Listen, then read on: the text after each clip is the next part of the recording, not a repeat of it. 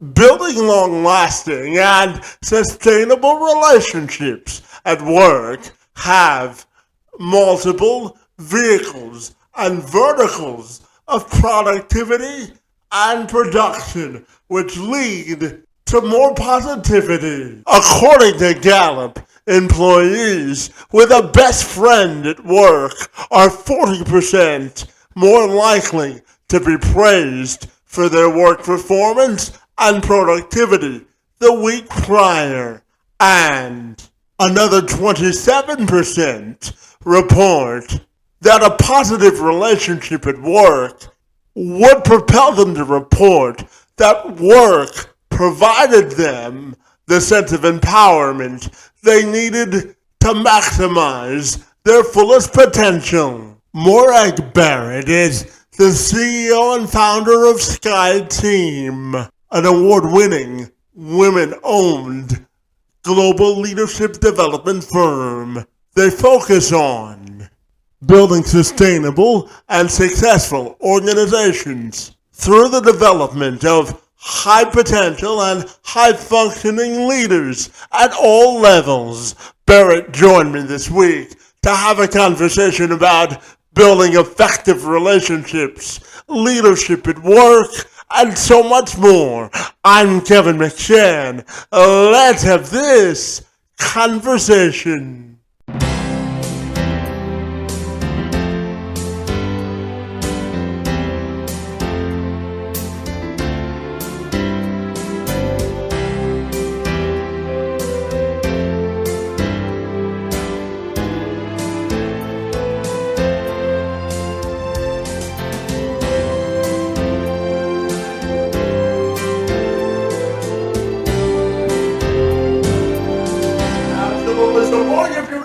I'll take a moment to welcome you to the program, and I'm super excited to talk to you about leadership today. Great to see you, and thanks so very much for being here.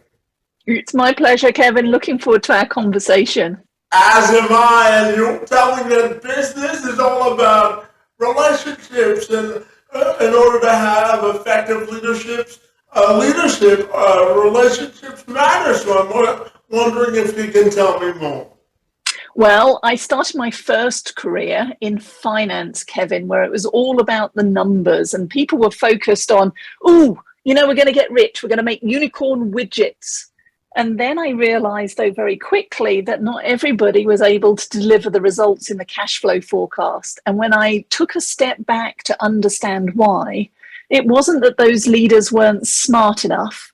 It was because they hadn't invested in the quality of their professional relationships. They hadn't looked at how business gets done.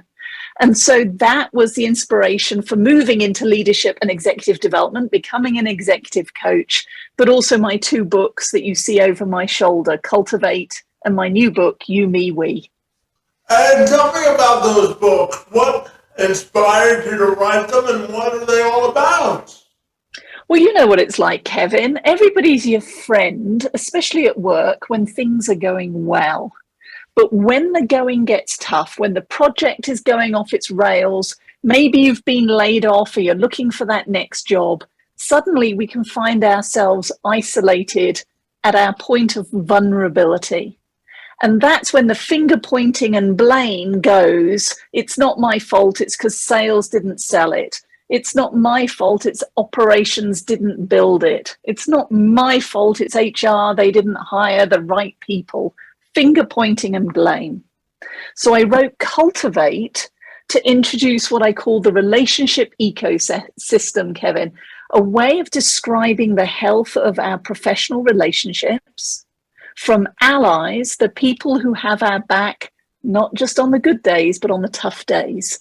The ones who will celebrate our successes with us, but also give us the feedback we need to hear and the kick in the pants when we need it to help us move in the right direction. And then through to supporters, fair weather friends, rivals and adversaries, those relationships that it feels like you're always butting heads. And it transformed teams, Kevin, and it gave people a positive way of navigating through uncertainty, stress, when the emotions are raised, And given the last 2 years with the pandemic, all of us have been experiencing that and an increased sense of isolation as we work through the camera and through cultivating the idea of being an ally, helping to bring people together and build a sense of belonging. Yeah, absolutely. And tell me, how do you think we can best maximize professional leadership and development? What do you think the keys are there? Well, first off is paying attention, being intentional about how we show up. For example, on this call, taking a few seconds before I joined the podcast to think about, well, what does Kevin need in order for this to be a fun and engaging episode? What does his audience want to hear? And here's the thing, Kevin, if you Google the word leadership, you end up with more than 1 billion results, for which I apologize, I've contributed to some of those. Well, that's way too much information for most of us to process. So the only definition of leadership that matters is our own. And we can start really simply thinking about the leaders that we would jump at the chance to work with again, and recognizing what is it that makes them special, who are our go-to colleagues, and emulating those behaviors. And in fact, for the people listening to this episode, I challenge you, whoever just came to mind as the best boss, the best colleague, I dare you, I double dog dare you, send them a message. Send them, you're listening to Kevin's podcast, you were asked to think about a great leader, and hey, I thought about you, and here's why. And whether you do it by email, text message, LinkedIn message, message to the universe, I guarantee you are going to get a reply that gives you goosebumps, but also strengthens that professional relationship. So that's the first step. Look up and role model it. Yeah, absolutely. And tell me, I will share just a little bit about myself. So I was born with cerebral palsy, and the form of cerebral palsy I have is called spastic quadriplegia. Just simply means that I don't have enough oxygen in my legs to walk normally. And outside of hosting this podcast, I work with leaders and organizations to make sure that they can maximize their fullest potential as it comes to hiring folks with disabilities. So tell me, when we think about inclusivity for folks with disabilities in the workforce, what do you think of? So I think there's two parts to that. It's the inward looking and the outward looking. I am sure that you have experienced this, and I know that I and others will have made assumptions about what you or anybody who has a disability or a different perspective on life, what they can and can't achieve. And the challenge here is for us to recognize our own biases, but also internally when somebody gives us feedback that tells us you can't because. I think back to my finance career. You're too young to be promoted to manager. You're a woman in a man's world. You can't because. Well, there are things I can change and there are things I can't change. But what I can choose to do is to step up in the moment and prove others wrong and prove to myself that I can do these things. So the fact that you have this successful podcast, the fact that you are coaching companies and leaders on how to increase accessibility, keep doing that. And the naysayers and the doubters, we can worry about them later. But right now, there are plenty of people who will benefit from your insights, from our insights, who are ready, willing, and able to listen and learn and do differently as a result. And that's the power of being an ally, not just an ally to others, but an ally to ourselves and what we know we can bring to the table. Yeah, and building on the concept of being an ally, I'm also curious to ask you about the notion that representation matters and how you view that terminology and how important it is. So I think representation is critical, and sometimes it starts with ourselves, because we've all sat in meetings thinking, oh, that'll never work, or I don't understand, but have been too afraid to ask the questions. And so again, I learned to do this myself. I challenge others. The next time you're sitting there thinking that, then how can you ask the question either in the meeting or after the meeting that increases your understanding or helps others to increase their understanding? Yeah, absolutely. And to that point, I'm also curious to ask you about the importance of networking and the value of authentic human connection. Oh, human connection and that the relationships that we have personally and professionally, they are the heart and lungs of life. You cannot high perform alone. And if you think about it in a work world, even if you're a solopreneur running your own business, you are still dependent on others for your success, whether it's your clients, whether it's the referrals, whether it's your family and friends who are providing a support network. And so every day we need to be paying attention to our network. And think about it, you and I would not have met but for the fact that we connected on LinkedIn and had an exchange and got to know each other there. And so even when we're working at a distance, time and technology is allowing us to build connections that can set us up for success today, maybe next week, and certainly next month when we're paying attention.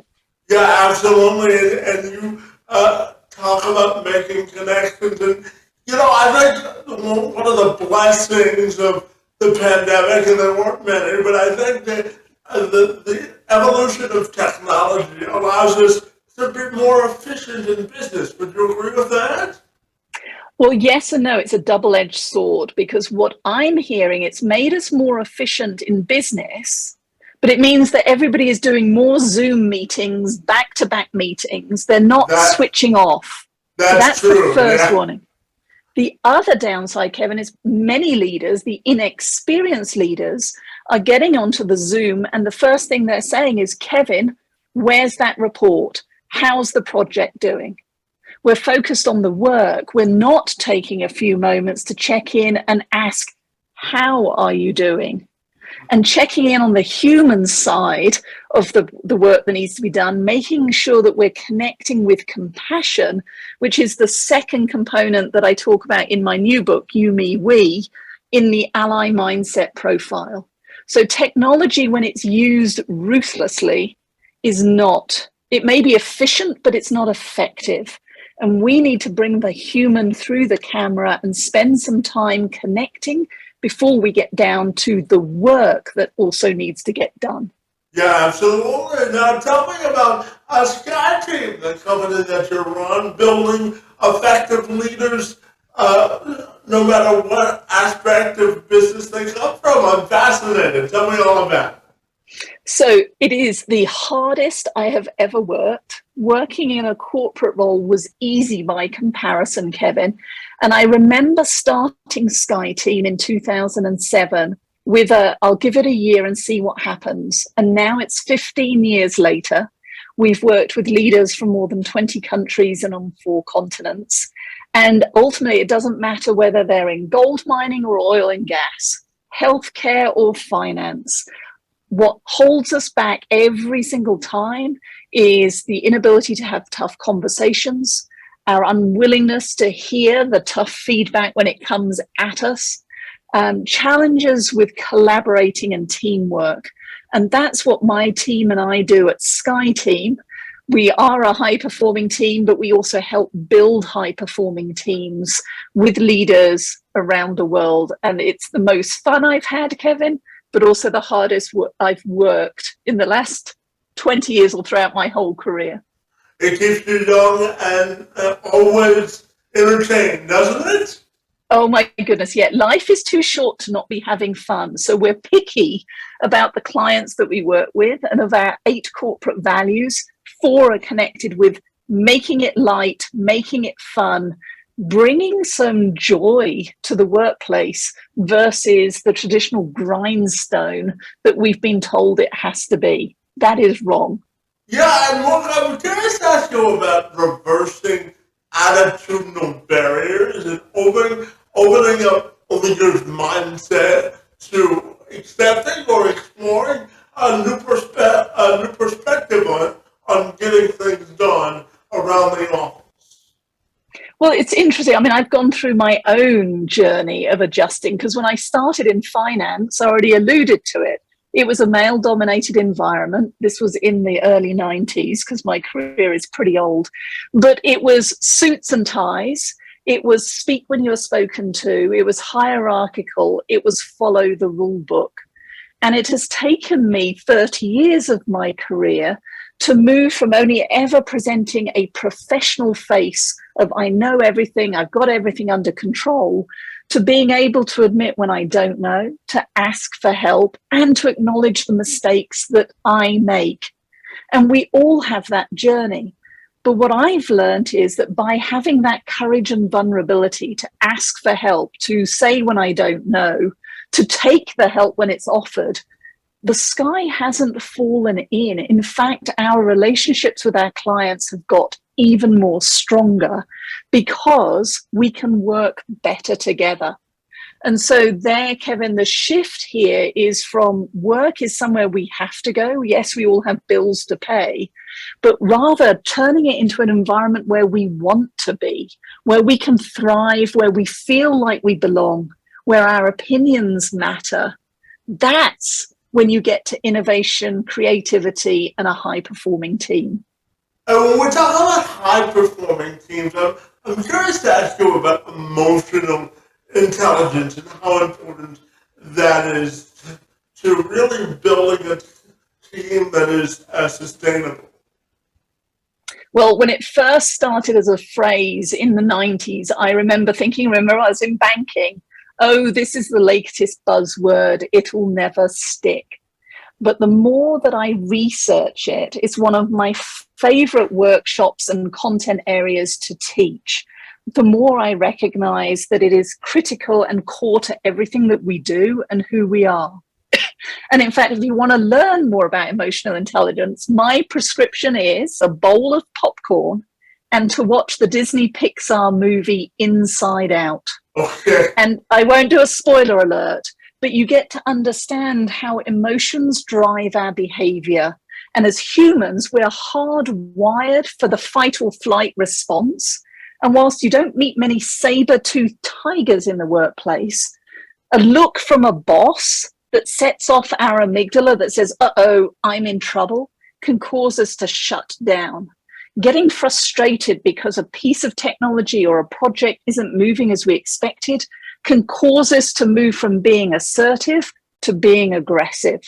So emotional intelligence, it is the topic that every leader should read about. And if as a minimum, watch Inside Out, and I promise you will not be disappointed. Yeah, it's a great movie, isn't it? It is. And well, I'm curious to ask you about the theory or concept of being an ally at work. I know that it's something that you believe that everyone should have. And talk to me about camaraderie at work and how important that is. Well, think about it. If you're listening to this episode, here we are, it's July 2022. I'm hoping you're listening to us indefinitely.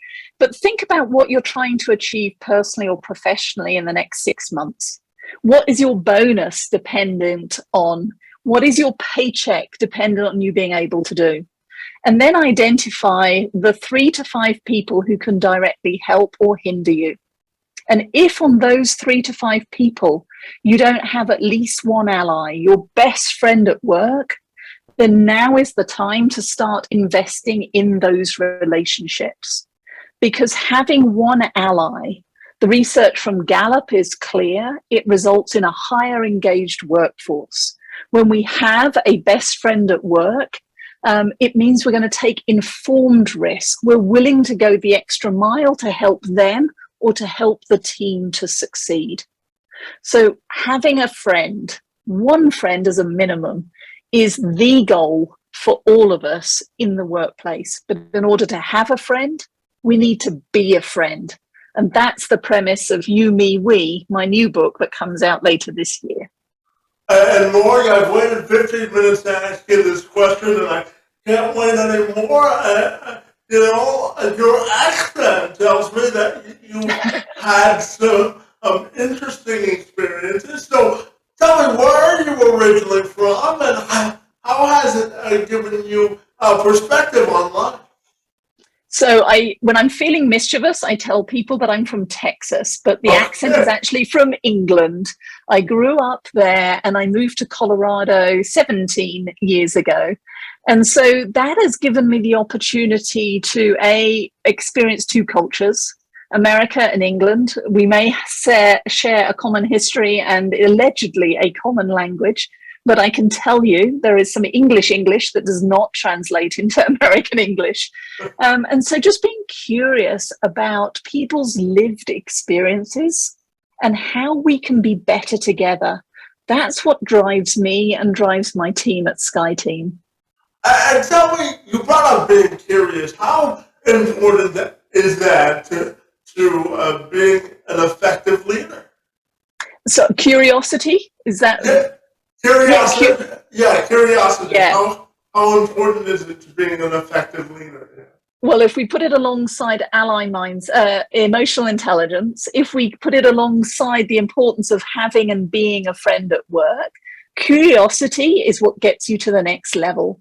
Because when we stop learning, when we stop paying attention and being curious about others' perspectives, then invariably the divisions remain, and then we get back to the finger pointing and blame that I talked about earlier on in our conversation.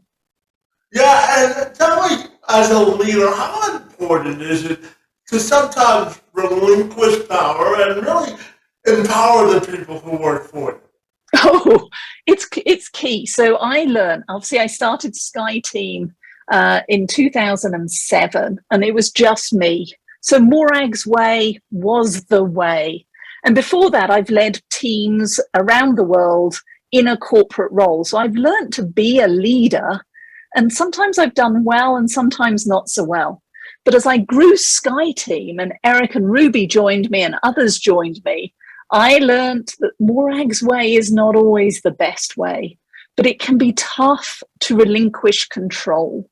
And we get hung up in our own egos. We get hung up on, well, I made it this far because of the way we do it. And it goes back to curiosity. When we let go of control, when we allow others to create their own methods and approach, invariably it brings a new perspective that makes us better together. So curiosity, learning, delegation, letting go of control, it is all connected, and it comes back to the emotional intelligence that you asked about earlier on. Yeah, and I'm curious to ask you about when you work with people these days, what are they most concerned about when it comes to the future of business, and what are they most excited about too? So I think it's both. It's the result of the pandemic. They're most concerned about, can we continue to attract, retain, and develop the talented people we need to be successful? How do I do that through a camera if we aren't able to meet every single day in 3 dimensions?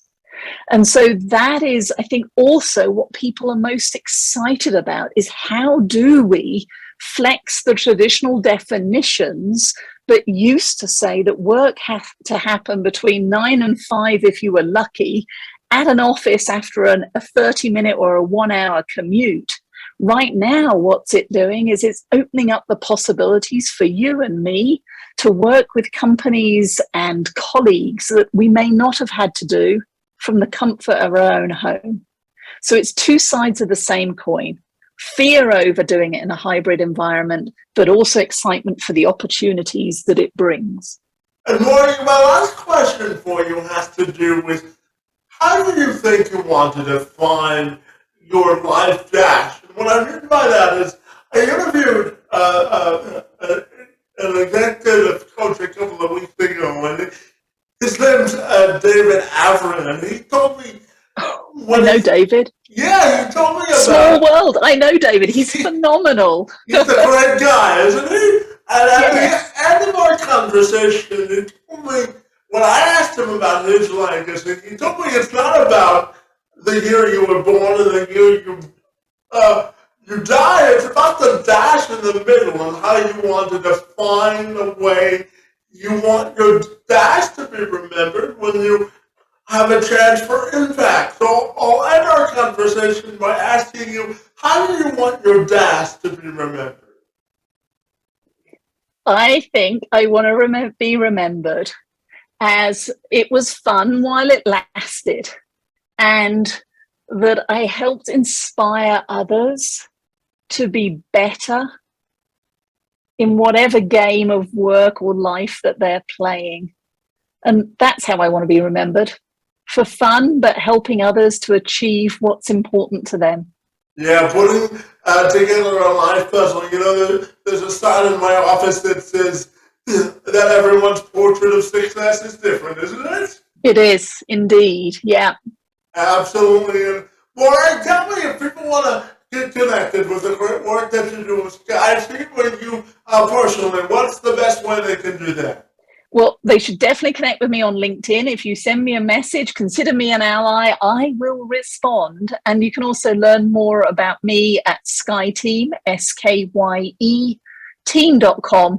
And of course, please be my ally. Pre-order You, Me, We, Why We All Need a Friend at Work, and how to show up as one. Because having written the book, the next thing is to bring it to the world. So thank you, Kevin. I appreciate our time today.